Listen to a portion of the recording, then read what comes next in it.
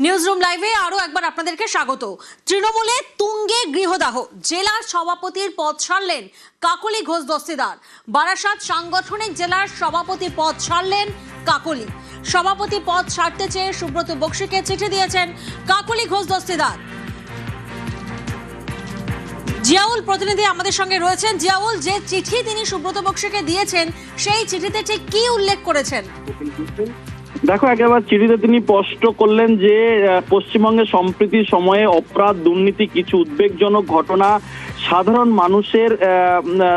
মানুষের সাথে স্বাভাবিকভাবেই প্রশ্ন আশঙ্কা সৃষ্টি করেছে। গণতন্ত্র এবং তারও শক্তিশালী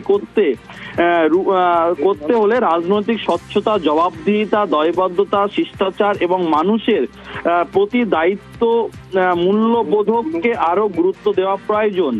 আদর্শনিষ্ঠ মানবিক রাজনীতির মাধ্যমে সমাজে আস্থা, সুস্থ রাজনৈতিক, সাংস্কৃতিক এবং তার সুদৃঢ় হতে পারে বলে আমার মনে হয়। এই বিধানসভা নির্বাচনে জেলার দলের ফলাফল আশানুরূপ না হওয়ায় নৈতিক দায় নিয়ে আমি বারাসাত সাংগঠনিক জেলার সভাপতি দায়িত্বের পদ থেকে অব্যাহতি চাই। নেত্রী মমতা বন্দ্যোপাধ্যায়ের কাছে আবেদন, আপনি বিগত দিনের মতো সৎ এবং নিষ্ঠাবান পুরনো কর্মীদের নিয়ে কাজ করলে দলের ভাবমূর্তি উজ্জ্বল হবে মনে হয়। এবং আরো তিনি বলেন, ভুইপোর সংস্থা দিয়ে কঠিন কাজ হয় না বলে তার মনে হয় না। অর্থাৎ একেবারে আইপ্যাকের দিকে তিনি সরাসরি আঙুল তুললেন। তার কারণ আইপ্যাক যেভাবে তাকে অত্যাচার করেছে, বিভিন্ন রকম ভাবে হেনস্থা করেছে, এটাও তিনি সংবাদ মাধ্যমকে জানান। কিন্তু যেভাবে এই আইপ্যাকের দিয়ে পুরো দলের গুরুদায়িত্ব, সেটা কিন্তু কখনোই সম্ভব নয়। পুরনো কর্মীদেরকে কোনো গুরুত্ব দেওয়া হয়নি, তাকে একাধিকবার পার্টি অফিসে ডেকে হুমকি দেওয়া হয়েছে এবং এই সবটাই করা হচ্ছে আইপ্যাকের দিকে আঙুল তুলে তিনি এই দল থেকে অব্যাহতি চাইছে। তার কারণ তার সাংগঠনিক জেলার যে সমস্ত বিধানসভা ছিল, সমস্ত বিধানসভায় মূলত দেগঙ্গা, মধ্যমগ্রাম বাদ দিয়ে সবকটাই কিন্তু হার হয়। ফলে তিনি সমস্ত নৈতিক দায় তার নিজের কাঁধে নিয়ে তিনি পদত্যাগ করলেন। কিন্তু এখনো পর্যন্ত তিনি সাংসদ তো থাকবেন, কিন্তু শুধুমাত্র সাংগঠনিক জেলার যে সভাপতি সেই পদ থেকে তিনি অব্যাহতি চেয়েছেন, এমনটাই কিন্তু তিনি চিঠিতে উল্লেখ করেছেন। একেবারে জিয়াউল, তৃণমূলে কাকলি অস্বস্তি। 2009 থেকে টানা তৃণমূল সাংসদ কাকলি ঘোষ দস্তিদার। লোকসভার তৃণমূলের মুখ্য সচেতক ছিলেন কাকলি ঘোষ দস্তিদার। আমরা জানি সম্প্রতি মুখ্য সচেতক পদ থেকে কাকলিকে সরায় তৃণমূল, আর এরপরই সোশ্যাল মিডিয়ায় ক্ষোভ উগরে দেন তৃণমূল সাংসদ। আবির প্রতিনিধি আমাদের সঙ্গে রয়েছেন। আবির, এর আগে আমরা দেখেছি সোশ্যাল মিডিয়ায় ক্ষোভ উগরে দিয়েছেন তৃণমূল সাংসদ এবং আজ বারাসাত সাংগঠনিক জেলার সভাপতি পদ ছেড়েছেন তিনি। কোথাও না কোথাও কি আগামী দিনে বড়সড় কোনো রাজনৈতিক সিদ্ধান্ত নিতে চলেছেন তিনি, এমনটাই কি ইঙ্গিত পাওয়া যাচ্ছে? দেখো, অতীতের আগে যখন তৃণমূল কংগ্রেসের অন্দরে বিভিন্ন নেতারা দমবন্ধকর পরিস্থিতির কথা বারবার ধরে উল্লেখ করতেন, বিশেষ করে 2021 বিধানসভা নির্বাচন পূর্ববর্তী সময়, তখনও এই ধরনেরই বিভিন্ন ছবি বা ঘটনা প্রবাহ বারবার ধরে দেখা যেত। এবং যখন সোশ্যাল মিডিয়াতে তিনি তোপ ডাকলেন বা আজকে তিনি তার যে সাংগঠনিক পদ থেকে অব্যাহতি চাইলেন, এগুলি সবই হচ্ছে বিধানসভা নির্বাচন পরবর্তী ফল প্রকাশের পর থেকে লক্ষ্য করতে পারা যাচ্ছে। এতে বুঝতেই পারা যাচ্ছিল যে দলের অন্দরে বেশ কিছুদিন ধরেই কোথাও একটা কোনো সমস্যা তৈরি হচ্ছিল, কিন্তু সেই সমস্যাগুলোকে অ্যাড্রেস করার জন্য বা যথাযথভাবে বলার জন্য নির্দিষ্ট ফোরামে বলেও তারা কোনো ধরনের সুবিধা করে উঠতে পারেনি। এবং এটা ঠিক যে মুখ্য সচেতকের পদ থেকে সরানোর পর তিনি আগে সোশ্যাল মিডিয়া হ্যান্ডেলে পোস্ট করেছিলেন এবং সেখানে দীর্ঘদিন ধরে দলের দায়িত্বভার সামলানো, এবং কাকলি ঘোষ দস্তিদার তো নতুন কর্মী না, বহুদিনের পুরনো তৃণমূল কংগ্রেস কর্মী এবং তৃণমূল কংগ্রেসের যারা আন্দোলন করে নেতৃত্বে যারা রয়েছেন তার মধ্যে কাকলি ঘোষ দস্তিদারও ছিলেন। এবং 4 বারের তিনি সাংসদ রয়েছেন এবং তার পরিবারের রাজনৈতিক একটা ব্যাকগ্রাউন্ড রয়েছে। ফলে সেই জায়গা থেকে দাঁড়িয়ে তিনি আগামী দিনে যদি বড়সড় কোনো রাজনৈতিক সিদ্ধান্ত নিতে পারেন, যে জল্পনাটা আজকের পর আরো অনেকটা বেশি বৃদ্ধি পেয়েছে, কোথাও গিয়ে তারও একটা ইঙ্গিত বোধহয় আজকে তার এই বক্তব্যতে এবং এই সিদ্ধান্তের মধ্যে লুকিয়ে রয়েছে। একেবারে আবির, তুমি আমাদের সঙ্গে থাকো। এবার আইপ্যাকের বিরুদ্ধে সরব কাকলি। মনে করলাম যে এই অস্বচ্ছতার বিরুদ্ধে, প্রাতিষ্ঠানিক দুর্নীতির বিরুদ্ধে সর্বস্তরে নিশ্চয়ই কিছু বলার প্রয়োজন আছে, কোনো একটা পদক্ষেপ নেওয়ার প্রয়োজন আছে। নির্বাচনের যে ফলাফল, বিশেষ করে এই জেলায় যেখানকার আমি সাংগঠনিক সভাপতি, আমাকে কিন্তু তার দায়ভার নিয়ে এটা স্বীকার করে নেওয়া যে নিশ্চয়ই আমারও কোনো ভুল ভ্রান্তি আছে দল পরিচালনায়, যার জন্য এই রেজাল্ট হয়েছে। তার জন্য আমি পদত্যাগপত্র পাঠিয়েছি আমাদের রাজ্য সভাপতি সুব্রত বক্সির কাছে। আমি সভাপতির পদ থেকে পদত্যাগ করেছি। আপনার আগামী দিনে অন্য দলে যোগ দেওয়ার সম্ভাবনা কতটা? আমি এখনো ভাবিনি।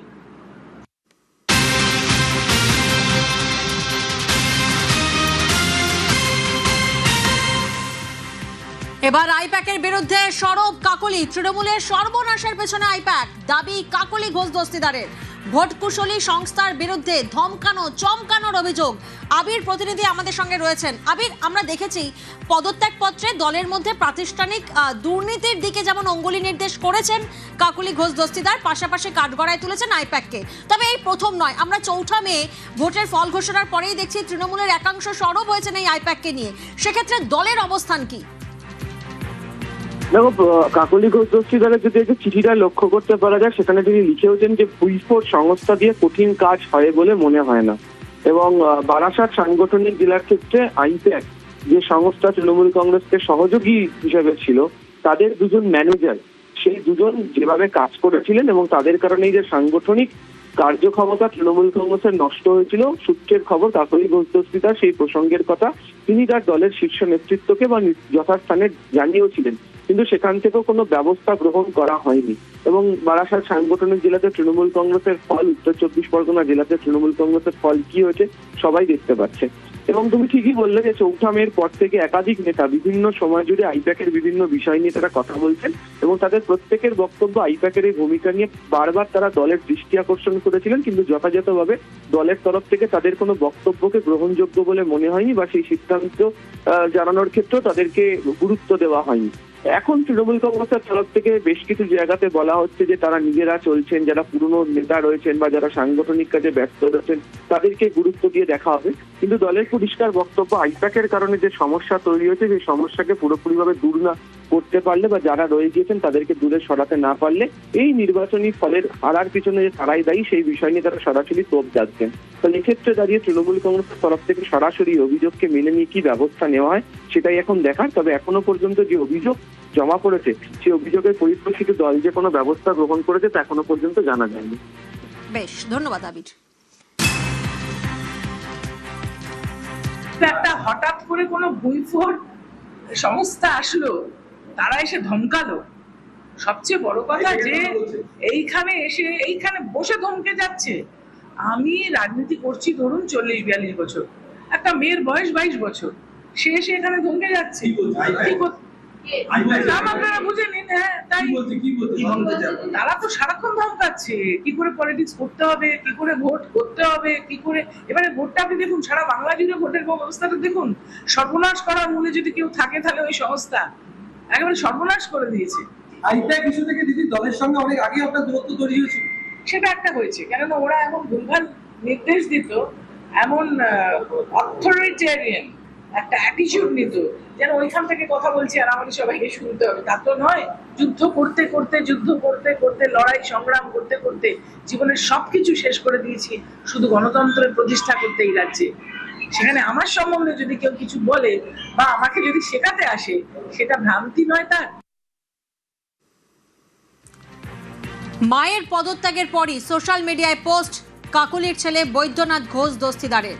মায়ের সিদ্ধান্তকে স্বাগত জানিয়ে তৃণমূলকে তোপ কাকলির ছেলের। তিনি কি পোস্ট করেছেন? দুর্নীতি আজ অনেক ক্ষেত্রে এমনভাবে প্রাতিষ্ঠানিক রূপ নিয়েছে যে সাধারণ মানুষ ধীরে ধীরে এর প্রতি অসহায় ও নিরুৎসাহ হয়ে পড়ছে। এর থেকেও ভয়ঙ্কর হলো রাজনীতির সঙ্গে অপরাধমূলক শক্তির সংযোগ। যখন অপরাধীরা রাজনৈতিক আশ্রয় পায় তখন আইনের শাসন দুর্বল হয়ে পড়ে, সমাজে ভয়, হিংসা এবং অসহিষ্ণুতার পরিবেশ সৃষ্টি হয়। রাজনৈতিক প্রতিপক্ষকে শত্রু হিসেবে দেখার প্রবণতা গণতান্ত্রিক সংস্কৃতিকে ধ্বংস করে দেয়। রাজনীতি তখন আর মানুষের সেবার ক্ষেত্র থাকে না, তা পরিণত হয় ক্ষমতা দখলের। আমি আশা করি আমার মা আদর্শনিষ্ঠ রাজনীতির পথেই অটল থাকবেন, অপরাধ ও দুর্নীতির বিরুদ্ধে নির্ভীক অবস্থান গ্রহণ করবেন এবং গুরুদাস দাশগুপ্তর আদর্শকে জীবন পথের প্রেরণা হিসেবে ধারণ করবেন, যিনি সারা জীবন শ্রমজীবী মানুষের অধিকার রক্ষার সংগ্রামে আত্মনিয়োগ করেছিলেন এবং রাজপথ থেকে সংসদের অন্দরমহল পর্যন্ত দুর্নীতির বিরুদ্ধে আপোষহীন লড়াই চালিয়ে গেছেন। পোস্ট করেছেন কাকলি ঘোষ দস্তিদারের ছেলে, তিনি সোশ্যাল মিডিয়ায় পোস্ট করেছেন বৈদ্যনাথ ঘোষ দস্তিদার মায়ের সামনে একটা বড় সিদ্ধান্ত নেওয়ার সময় এসেছে। তিনি বলছেন ঠিক করতে হবে তিনি গুরুদাস দাশগুপ্ত এবং অরুণ মৈত্রর আদর্শ অনুসরণ করবেন কিনা। গুরুদাস দাশগুপ্ত সারা জীবন শ্রমিক ও সাধারণ মানুষের অধিকারের জন্য লড়াই করেছেন। আজ আমার মায়েরও সাহস দেখানোর সময় এসেছে। গুরুদাস দাশগুপ্ত ও অরুণ মৈত্রের আদর্শ মেনে সত্য ও ন্যায়ের পথে দাঁড়াতে হবে, এমনটাই পোস্ট করেছেন বৈদ্যনাথ ঘোষ দস্তিদার। কাকলি ঘোষ দস্তিদারের ছেলে, তিনি সোশ্যাল মিডিয়ায় পোস্ট করেছেন। মায়ের সিদ্ধান্তকে স্বাগত জানিয়ে তৃণমূলকে তোপ কাকলির ছেলের।